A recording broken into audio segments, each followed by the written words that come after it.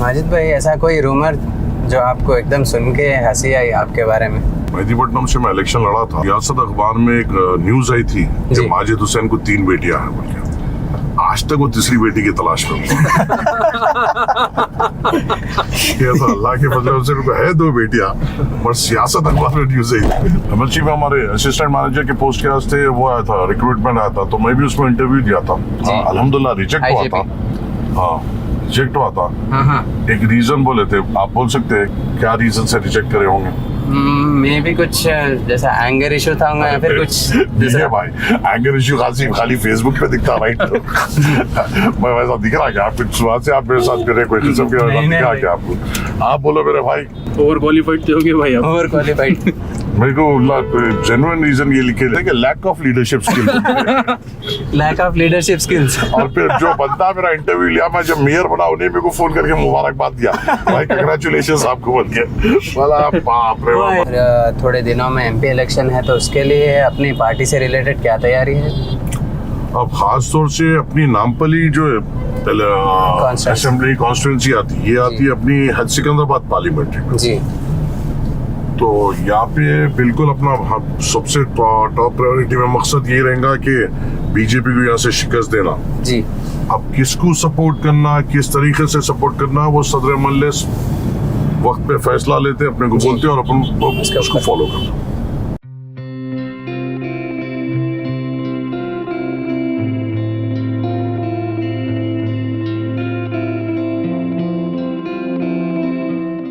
अस्सलाम वालेकुम everyone and welcome to my YouTube channel happening Hyderabad.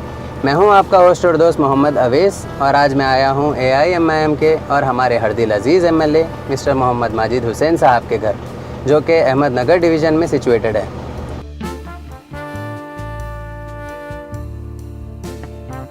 आज के इस वीडियो में हम कवर करेंगे आपका शेड्यूल, दिन की शुरुआत से लेकर शाम तक की आपकी मसरूफियात। जैसे कि हम और आप सबके दिल में ख्याल आता है कि एक पॉलिटिशियन की रियल लाइफ कैसी होती है, तो हम आज इसी चीज़ को आपको रूबरू करवाने आपसे मुखातिब होंगे द लायन ऑफ हैदराबाद कहे जाने वाले MLA जनाब माजिद हुसैन साहब से।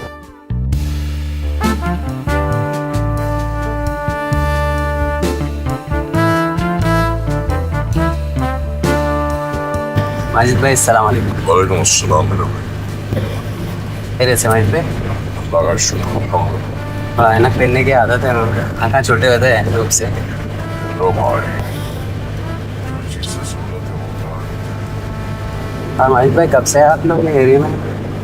मेरी पैदाइश एरिया में, पैदाइश एरिया की? पहले से यहीं पे जी। यहीं पे हमारे पूरे पुश्तनी घर पूरा यहीं पे प्रॉपर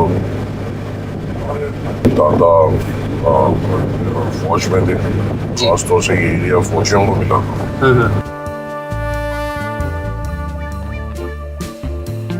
और माजिद भाई, रोज़े कैसे चल रहा है आपके? अब जैसे कि अब रमज़ान है, इतना ज़्यादा गर्मी है शिद्दत की, लोग तो जैसे कि दूसरे जो ऑफिस में रहते हैं वो लोग नाइट शिफ्ट की भी क्या बोलते हैं डिमांड कर रहे हैं। आप कैसा मैनेज कर रहे हैं आपका शेड्यूल और डे टाइम की जर्नी से आपकी? ये तो एक कंटिन्यूस प्रोसेस है ना जो हम लोग करते हैं जी। हमारे दारुसलाम खास तौर से जो सुबह से लेके शाम तक का जो शेड्यूल है, ये हमेशा एक कंटिन्यूस शेड्यूल है जो हमला यूज्ड टू है। तो सुबह 11 बजे से करीबन 2 बजे तक दारुसलाम पे रहना, वहाँ से राब्ते में आना, फिर उसके बाद दोपहर में लोग एरिया में रहना। तो एक रूटीन है ये, और ये रूटीन से ही बेहतर है। रोजे भी गर्म है, ठीक है, और अल्हम्दुलिल्लाह तेजी से निकल जाते काम के सिलसिले। जी जी, देखे 16 रोजे भी हो गए अल्हम्दुलिल्लाह, अल्लाह कबूल करे।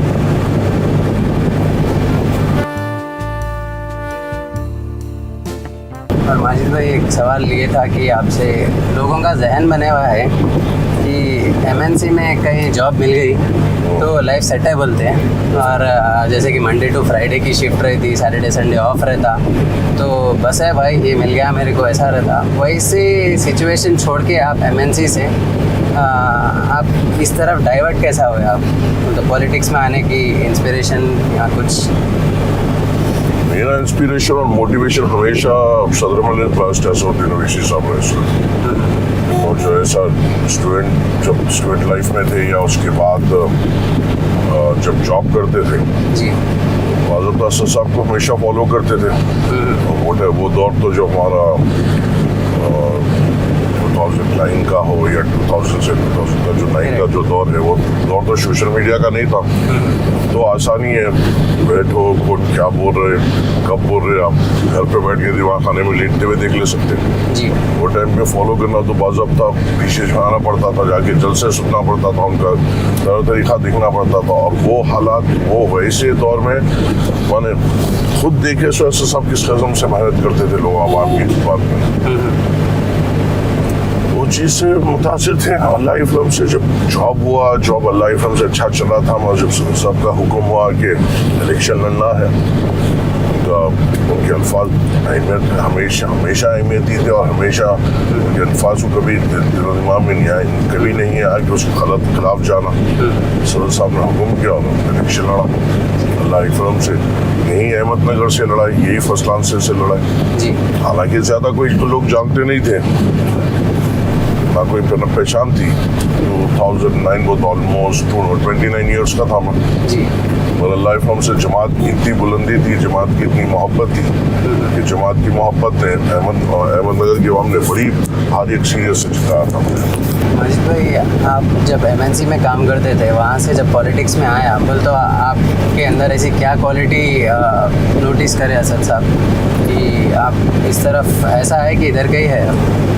ये सवाल का जवाब तो असद साहब ही दे सकते असद साहब ही दे सकते। मैं नहीं दे सकता। जी मैं पूछता हूँ फिर इनसे, बिल्कुल असद साहब बिल्कुल असद साहब ही, सदर साहब ही दे सकते हैं इस चीज़ का। मगर अल्हम्दुलिल्लाह सदर साहब के साथ काम करने का मौका मिलता है, उनके साथ मिलने का मौका मिलता है, जी उनसे सीखने का मौका मिलता है। बहुत कम ऐसे लीडरशिप होते हैं जो इस तरीके से काम करते हैं और ज़मीनी सतह पर उतर कर और दिलों से दिमाग में और एक जहन में जुनून रखते हुए जी मैंने कौम की एक आवाज़ को पैदा करने पैदा करने के लिए या अपनी कौम की आवाज़ को मजबूत करने के लिए बेइंतहा जो मेहनत करते हैं। शायद ही कभी वैसे शख्स से मुलाकात आपकी या मेरी होगी, मगर वो मास्टर असदुद्दीन ओवैसी साहब में वो चीज़ है।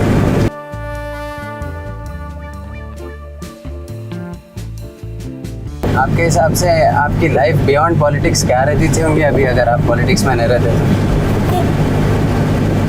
मालूम भाई शायद जॉब रहता था, जॉब में प्रमोशन रहता था, जी ज्यादा हालात नहीं सुधरते तो भाई का हाथ पकड़े यूएस चले आना रहता था और क्या रहता था। सही है।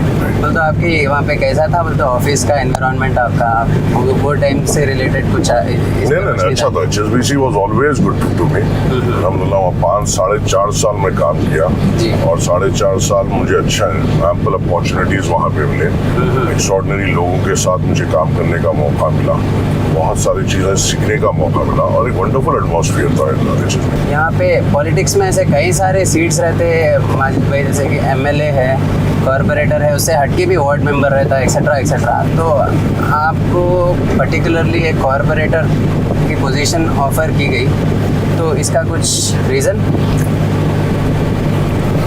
तो रीज़न तो मैं बेहतर इंसान नहीं हूँ बोलने के लिए।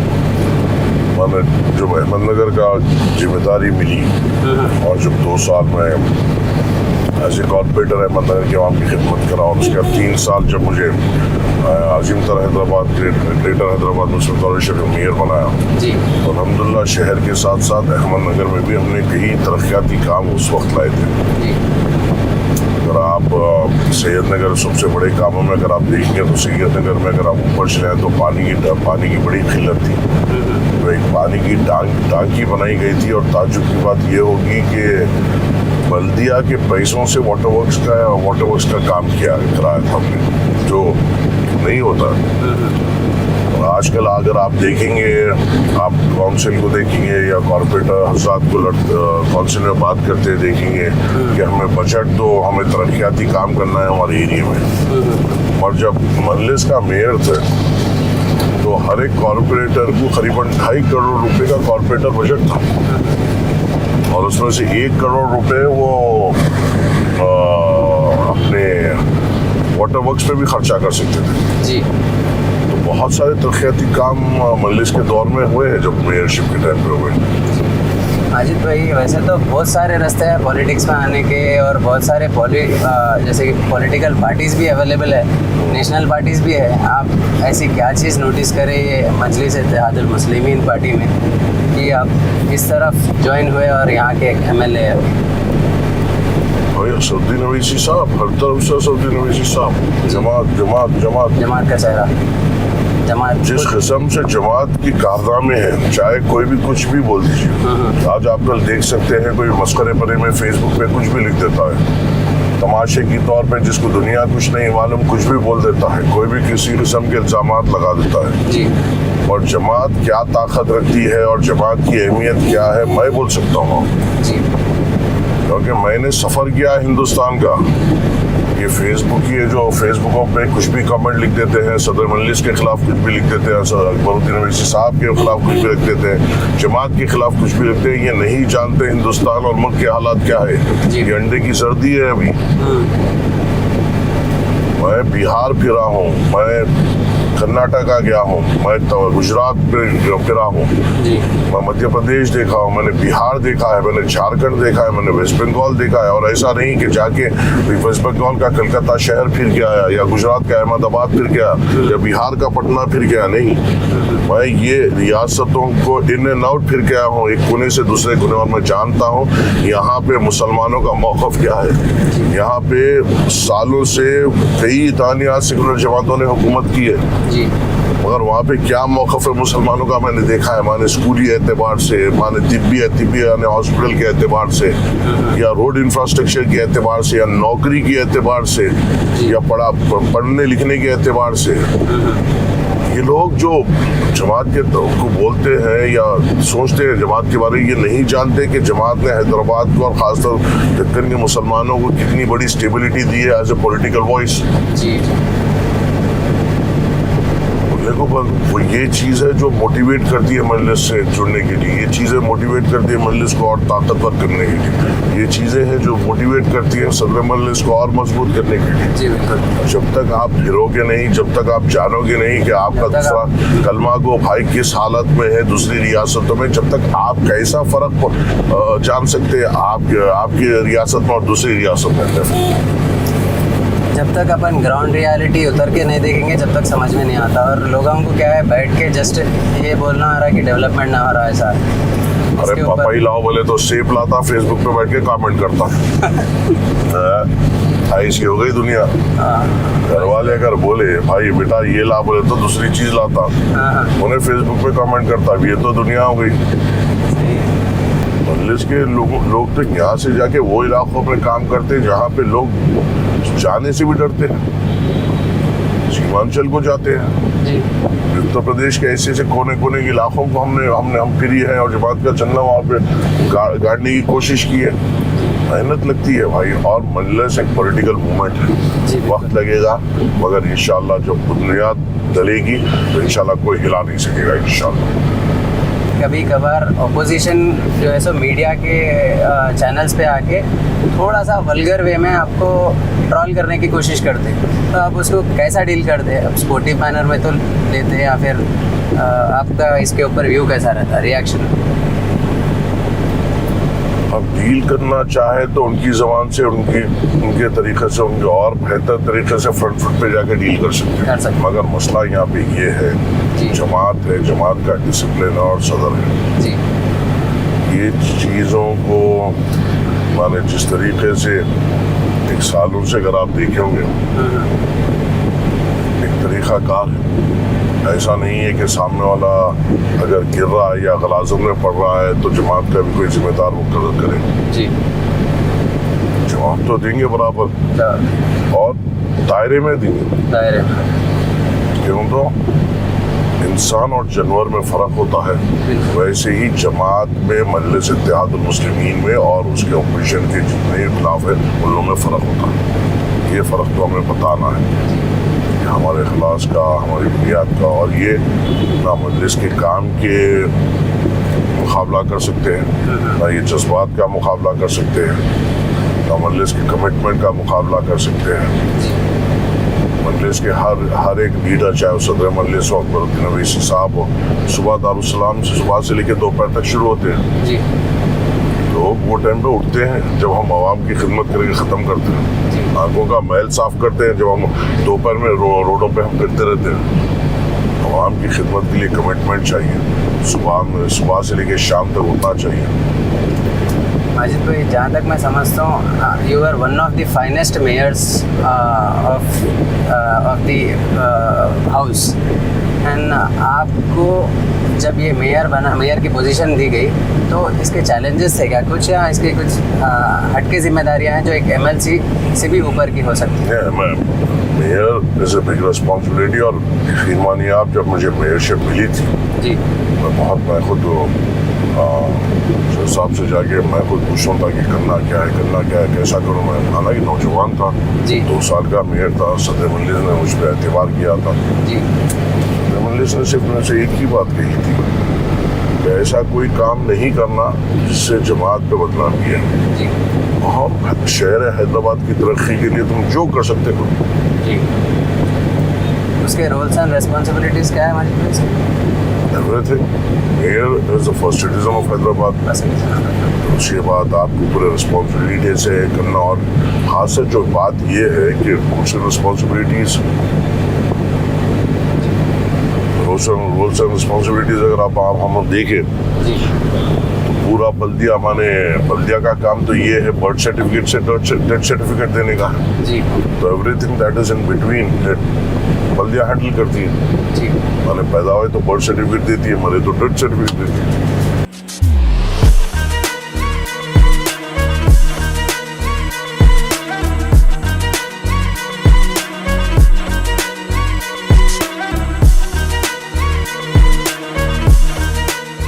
आज हम आ गए हैं AIMIM पार्टी के हेडक्वार्टर दारुस्सलाम पे, जो कि नामपल्ली के एरिया में सिचुएटेड है।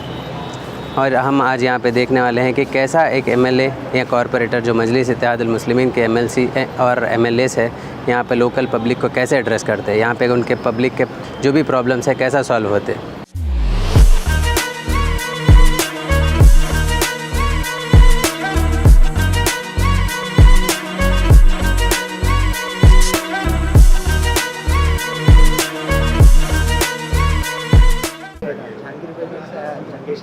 बोलो भाई। जी, इसमें थोड़ा वक्त लगेगा। देखो आपका नाम तो वोट शुरू वोट में हिसाब होता है, थोड़ा वक्त लगता है मगर हो जाता है। ध्यान थे अपना वैसे सबसे मिले आपने जी? वैसे सबसे मिले नहीं, कि मिले वैसे सब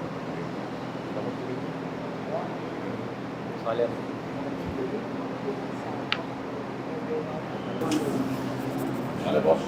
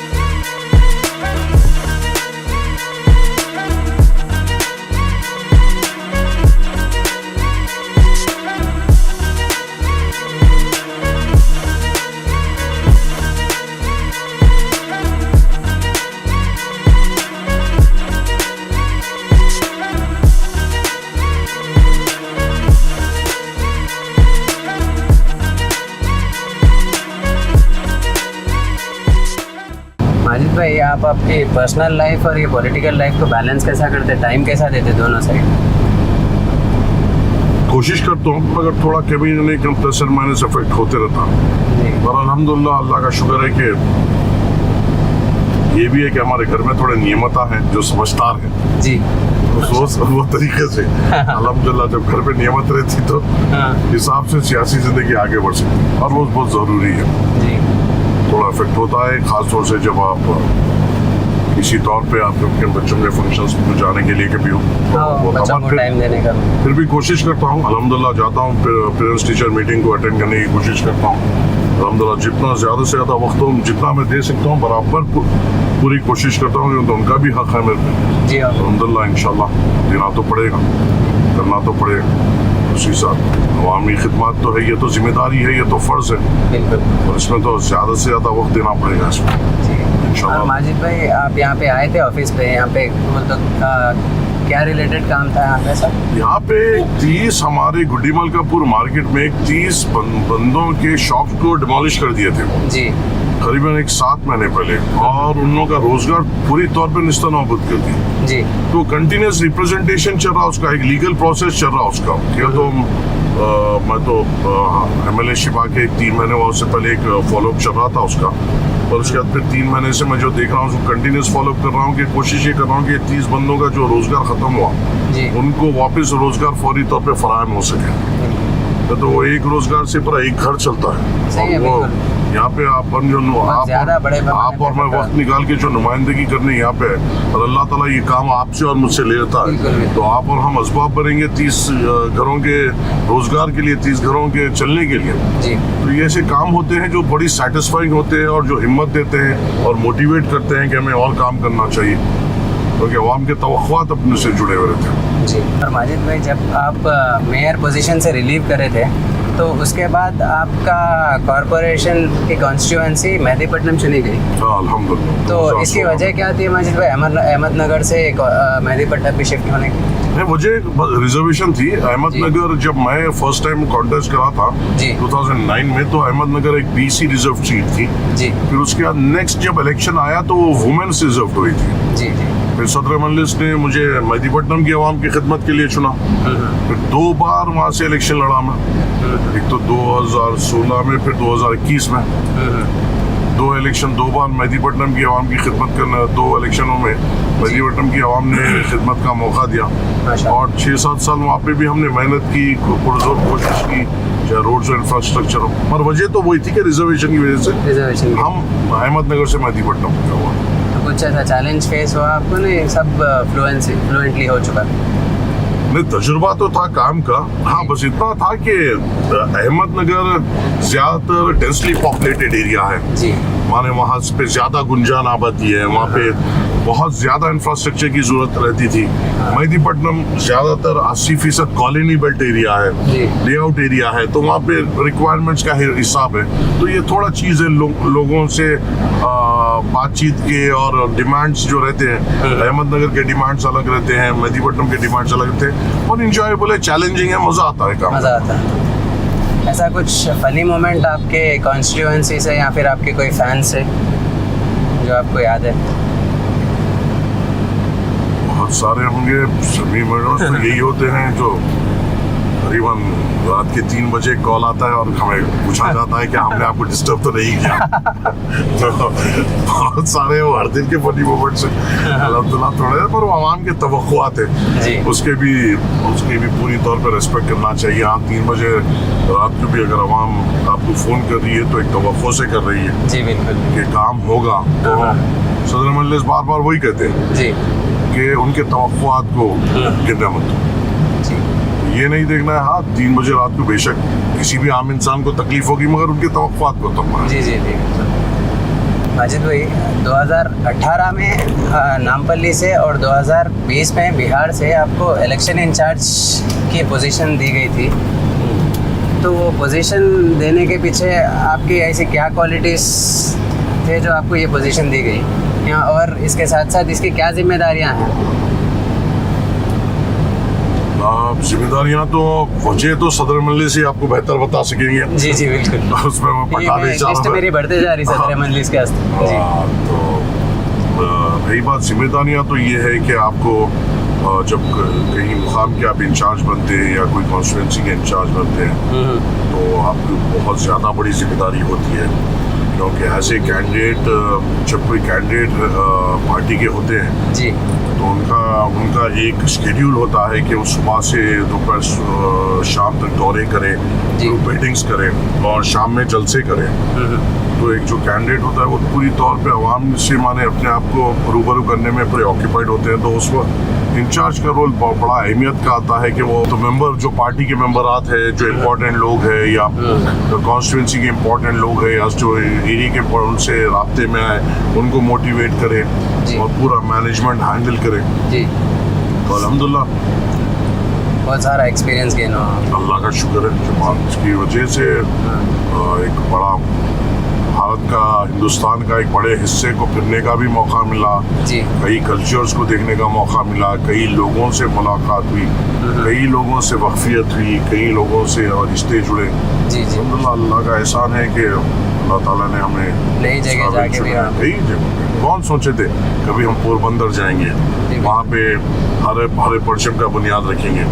कब सोचे थे कि झारखंड के राजमहल के इलाके में कभी जाने का मौका मिलेगा, धनबाद को जाने का मौका मिलेगा या पाकुर को जाने का मौका मिलेगा, कभी मुर्शिदाबाद जाएंगे या मालदा जाएंगे या उत्तर दिनाजपुर जाएंगे या किशनगंज जाएंगे। अल्लाह एक मिशन में है, जमात का एक मिशन है और सदर साहब की एक जुनून है कि मुस्लिम रिप्रेजेंटेशन हर एक असेंबली में होना है। ये याद रखने की जरूरत है। सदर साहब जो कहते हैं कि मुस्लिम रिप्रेजेंटेशन माने कुछ हो, जी कोई लोग हो जो हमारी आवाज़ बात वाले। कर सके। हम इख्तिदार या इसके लिए नहीं जा रहे, हम रिप्रेजेंटेशन के लिए। जी जी बिल्कुल। कोई तो हो असेंबली में बात कर सके कि हमारे हुकूक, हमारे रोजगार, जी। हमारे जॉब्स, हमारी तालीम, हमारे स्कूल्स, हमारे कॉलेजेस, ये तो होना चाहिए ना, जी और उससे तो हिंदुस्तान मजबूत होगा। रिसेंटली जो इलेक्शंस हुए उसमें द लायन ऑफ हैदराबाद देखने मिला हमको नापल्ली से, और इतना नैरोली डिफीट करे आप, जो एक नेशनल पार्टी के कैंडिडेट हैं यहीं के। तो ये ऐसी आपके क्या कैंपेनिंग में कुछ इनिशिएटिव्स थे जो आपको जिताए? तो मैं तो एक बात पे तवक्को रखता हूँ कि लोग चाहे कोई भी कुछ भी बात बोले, जी इज्जत और जिल्लत, जीत और हार अल्लाह के हाथ में। बिल्कुल।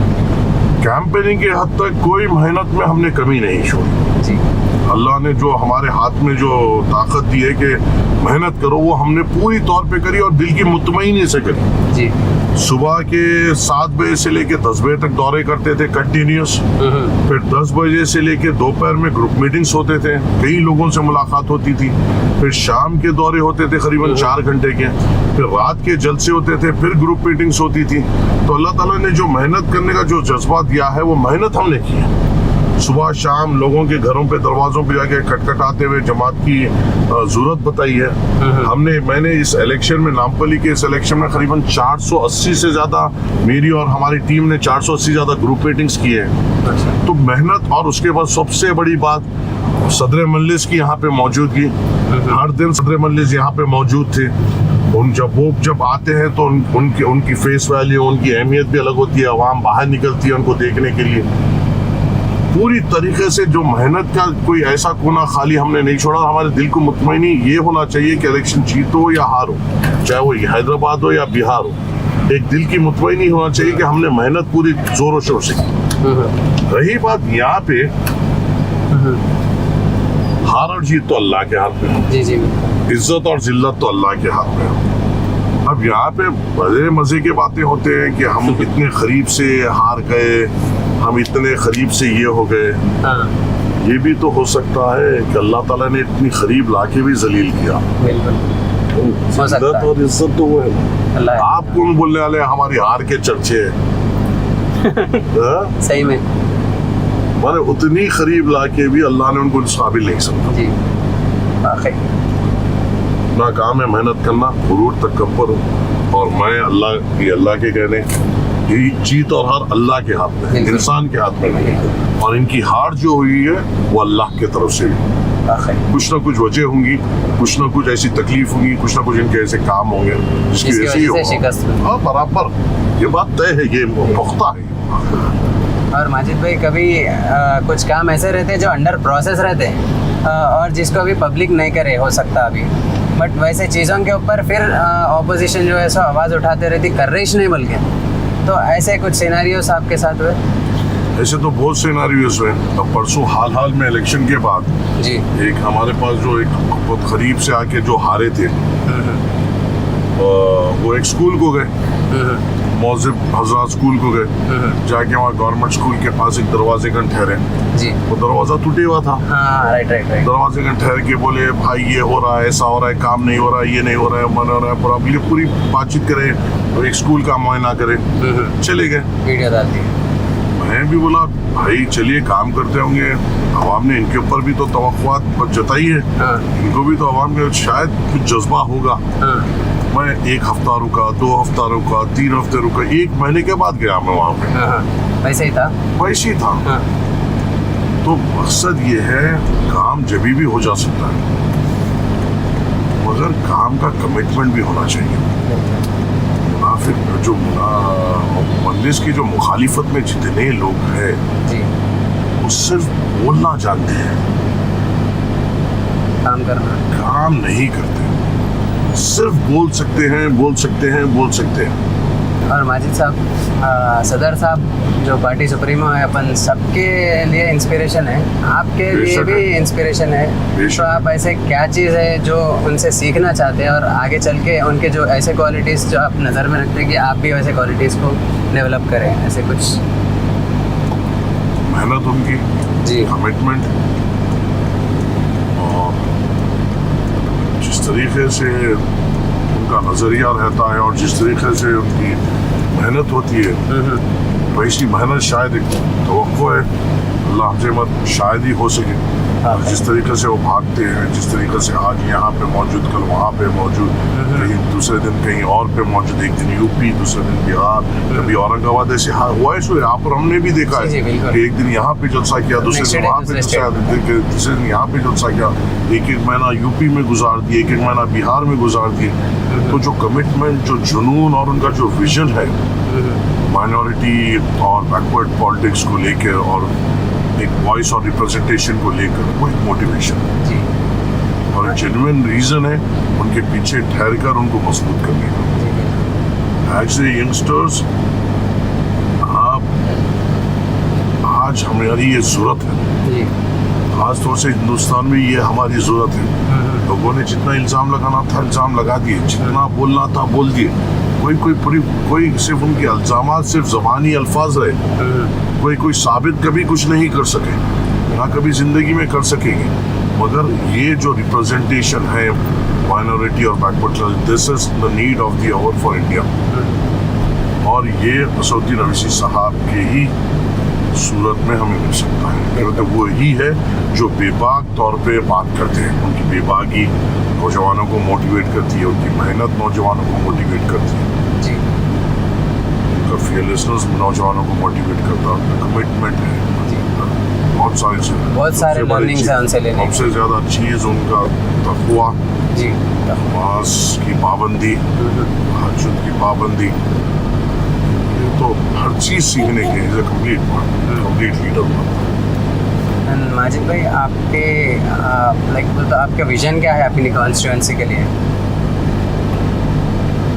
अब कोशिश कर रहा हूँ कि मैंने अभी तो 1-2-3 महीने में पूरे कॉन्स्टिट्यूंसी का जायजा लिया हूँ। इंशाल्लाह I will try to make sure that all the government schools of Nampally constituencies are well developed, well equipped with digital classrooms. इंशाल्लाह उसके ऊपर एक डिटेल प्लान चल रहा है, और इंशाल्लाह ताला हम कोशिश करेंगे 1 साल 2 साल में गवर्नमेंट स्कूल्स और इदारे बेहतर हों। उसके अलावा यहाँ पे नामपल्ली में मेजर हॉस्पिटल्स है, जैसा Nampally hospital, area hospital, Niloufer children's hospital है, MNJ कैंसर हॉस्पिटल है, सरोजनी देवी आई हॉस्पिटल है। ये मेजर हॉस्पिटल्स है स्टेट के जो नामपल्ली कॉन्स्टिट्यूंसी में आते हैं। इनको और बेहतर डेवलप करना है, क्योंकि करीबन 10,000 से ज़्यादा लोग हर दिन यहाँ पे आके विजिट करते हैं।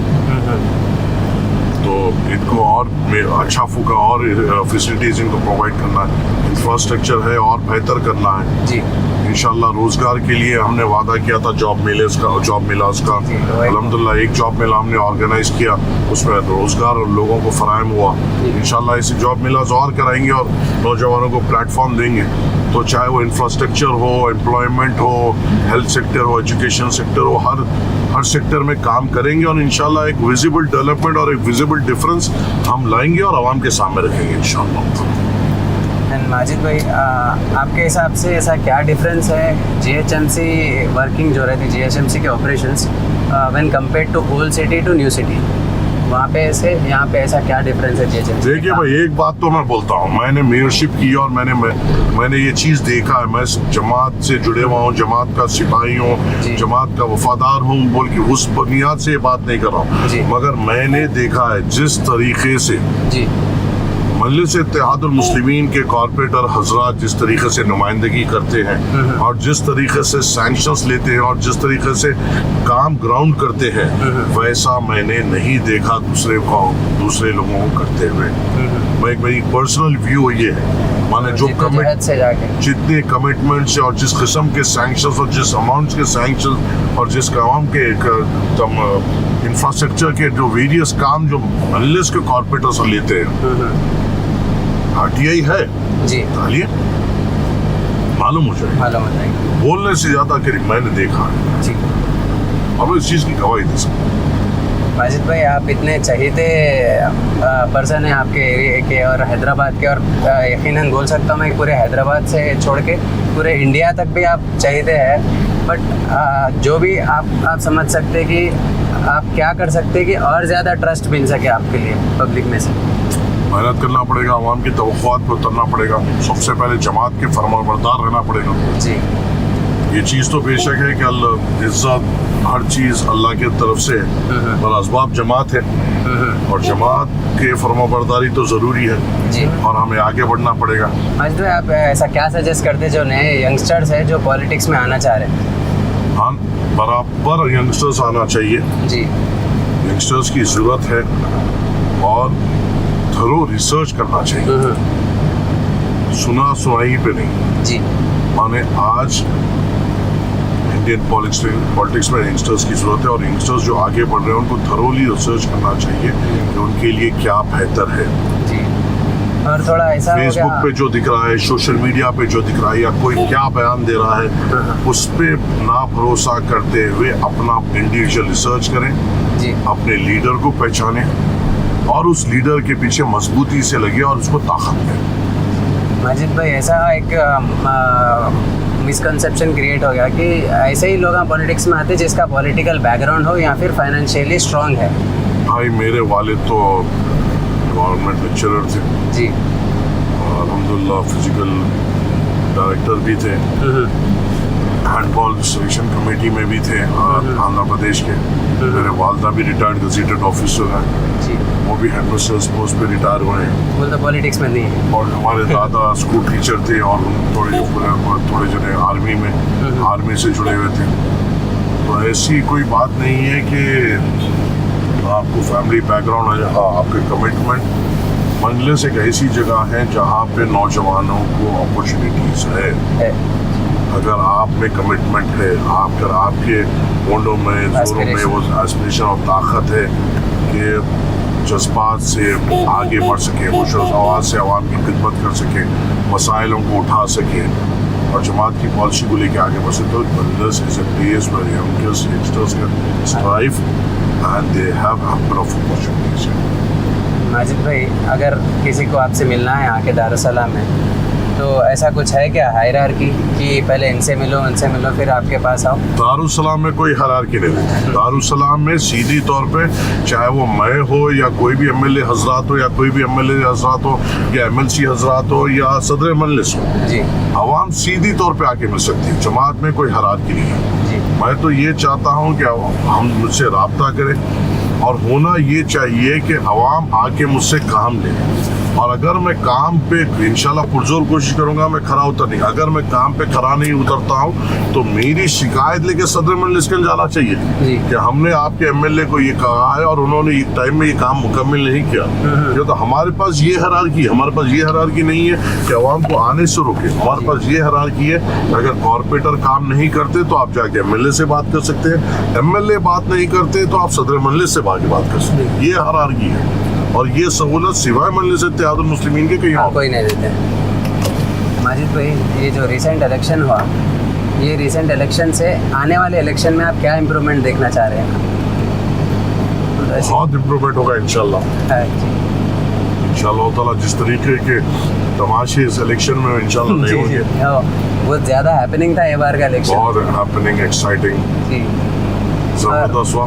सही है। और But कुछ and- लैकिंग्स आप महसूस करें ये बार के इलेक्शन में, ऐसे कुछ लैकिंग्स महसूस करें आप कुछ?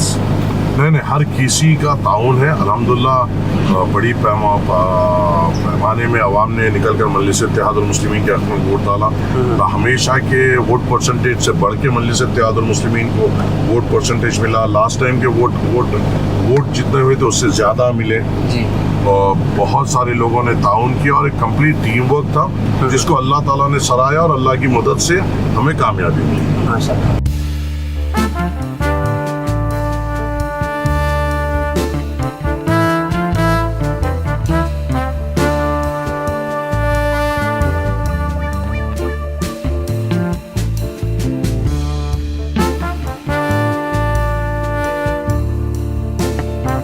जैसे कि पहले की एक 5 इयर्स का जो टेन्योर है, उससे पहले एक अराउंड 200 करोड़ के पास था, जो बढ़ के अभी 1000 करोड़ तक गया था। तो उससे रिलेटेड कुछ वो रेवेन्यू है, जी। इनकम है, इनकम, राइट? इनकम जनरेट करे जो अपन। जनरेट जो करे अपन। पहले हाँ। 200 करोड़ ऑफ प्रॉपर्टी टैक्स थे अपने पास। हाँ। Property tax in the sense ये बिल्डिंग है, अब इसका जो प्रॉपर्टी टैक्स होता आपको, और ऐसी प्रॉपर्टी टैक्स का कलेक्शन होके बल्दिया इससे जीएचएमसी चलती। जी। तो बात क्या हो गई थी वो टाइम पे, जैसा अब ये सामने की, अब ये सामने बिल्डिंग दिख रही है, होटल की जी। बिल्डिंग, माने इसका 10 साल पहले शायद यहाँ पे एक छोटी सी इमारत थी, उसका जो प्रॉपर्टी टैक्स था वही कंटिन्यू होते आ रहा था। तो उसको रिवाइज नहीं करे। उसको रिवाइज नहीं करे थे। जी। तो वो दौर में अपन क्या कहते हैं, जो ये बड़े बिल्डिंग्स है और खासकर जो बड़े कमर्शियल रोड्स है, उन लोगों पे रिवीजन ऑफ प्रॉपर्टी टैक्स करते हैं। प्रॉपर्टी टैक्स को रिवाइज कराते और री एस्टिमेट जो करते, तो उससे अपना रेवेन्यू बढ़ गया था। माने जहाँ पे अपने को करीबन एक फॉर एग्जाम्पल एक 800 रुपए आ रहे थे, वो 8 लाख रुपए आना शुरू हो गए। हाँ, शुरू हो गया। तो उस तरीके से बढ़ाए थे और उस तरीके से आम आदमी पे बोझ नहीं पड़ा था। चेंजेस ओवरनाइट नहीं आ सकते, बिल्कुल। चेंजेस ओवरनाइट नहीं आ सकते, और चेंजेस कोई भी गवर्नमेंट नहीं ला सकती। जी। चेंजेस जब ही आ सकते हैं जब सिटीजन इन्वॉल्व हो। जब तक अपने को और बेसिक नहीं होगा, कभी अगर आप कभी बाहर जाने का इत्तेफाक हुआ, कभी आपको मेरा इत्तेफाक हुआ यूएस को जाने का इधर, वो एक था, एक जूस का एक बंदा एक ग्लास लेता और वो जूस खत्म आती, उन्हें 1 किलोमीटर जाएगा और जाके बिन में ही डालेगा वो। हाँ, बिन में ही डालता। ऐसा ही नहीं कि यहाँ लीटर कर दिया। लीटर कर वो नहीं। तो जो आज जो मुल्क जो अपन डेवलप्ड मुल्क को बताते हैं ऐसा होना चाहिए, ये डेफिनेटली ये पूरे सिटीजन्स का इन्वॉल्वमेंट है। माने जिस तरीके के वहाँ के हुकूक है, जो उस तरीके से यूटर्न जो तरीके से लेके जाना है, बहुत बड़ा मास इन्वॉल्वमेंट होना पड़ेगा। उसके बाद बेइंतहा जिस किस्म का अपने पास इंफ्रास्ट्रक्चर है, जिस किस्म का बजट है, ओवरऑल सिटीजन्स भी इन्वॉल्व हुए बहुत बड़े पैमाने, तो डेफिनेटली चेंजेस आते हैं।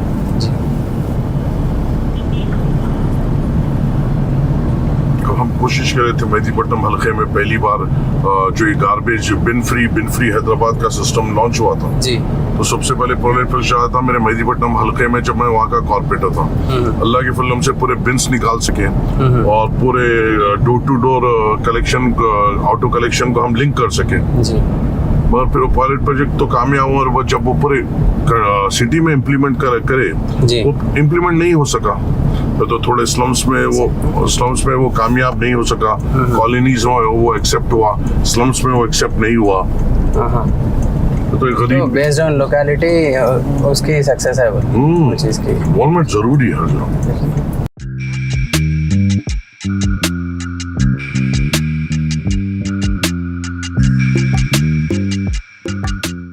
माजिद भाई, ऐसा कोई रूमर जो आपको एकदम सुन के हंसी आई आपके बारे में? हाँ, मेरे जब मेहदीपट्टनम से मैं इलेक्शन लड़ा था, हाँ। तो सियासत अखबार में एक न्यूज आई थी कि जी। माजिद हुसैन को 3 बेटियां हैं बोल के। आज तक वो तीसरी बेटी की तलाश में हूँ। तो अल्लाह के फजल से उनको है 2 बेटियां, पर सियासत अखबार में न्यूज आई डेफिनेटली कि माजिद हुसैन की 3 बेटियां बोल के। तो वो आज तक मैं हमारे तीसरी बेटी को ढूंढ रहे हैं। हमला कहा है बोल के, कहा है। कभी मजे के हिस्से हो जाते हैं। माजिद भाई, आप जैसा काम करते दारुसलाम में, आपके कोई बेस्ट कोलीग्स भी हो जाते?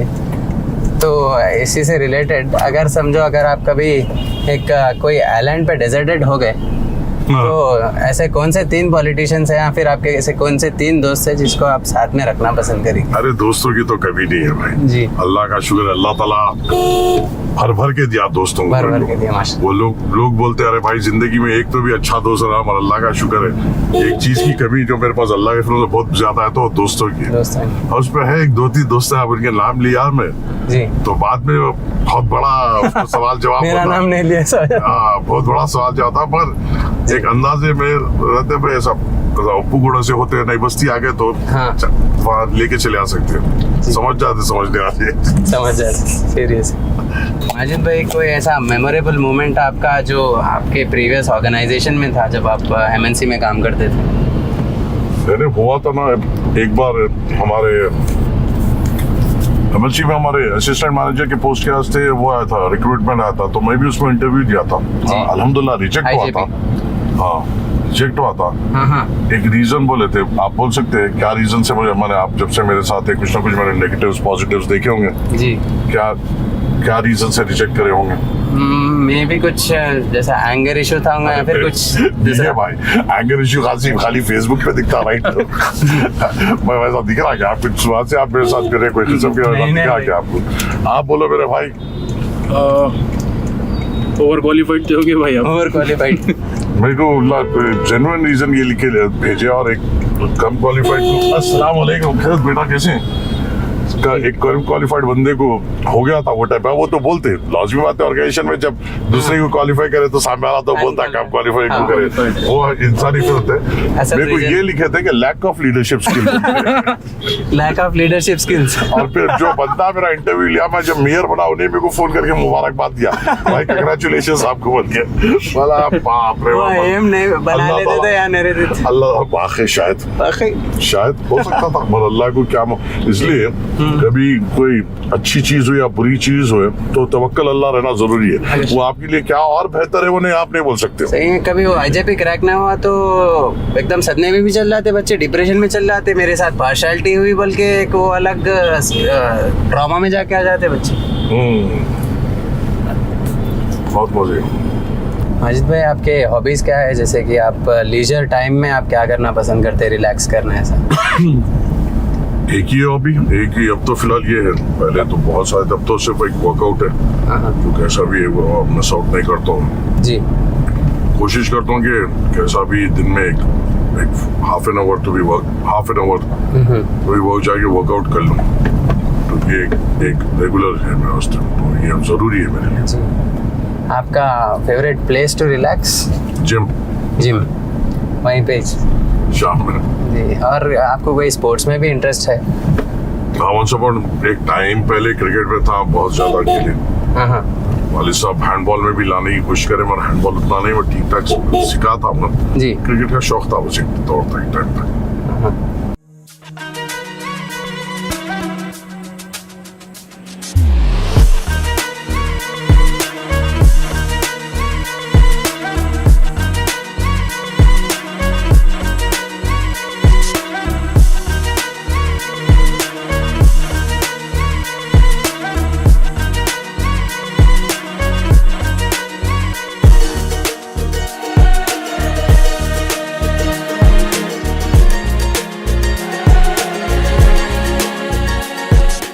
माजिद भाई, बीइंग अ पॉपुलर फेस और एमएलए ऑफ अ कॉन्स्टिट्यूएंसी, आपको कई बार जो है so multiple times same day के इनविटेशंस भी आते, तो आप कैसा प्रायोरिटाइज करते? बोलते एक बार 2 जगह तो टेलीपोर्ट नहीं हो सकते।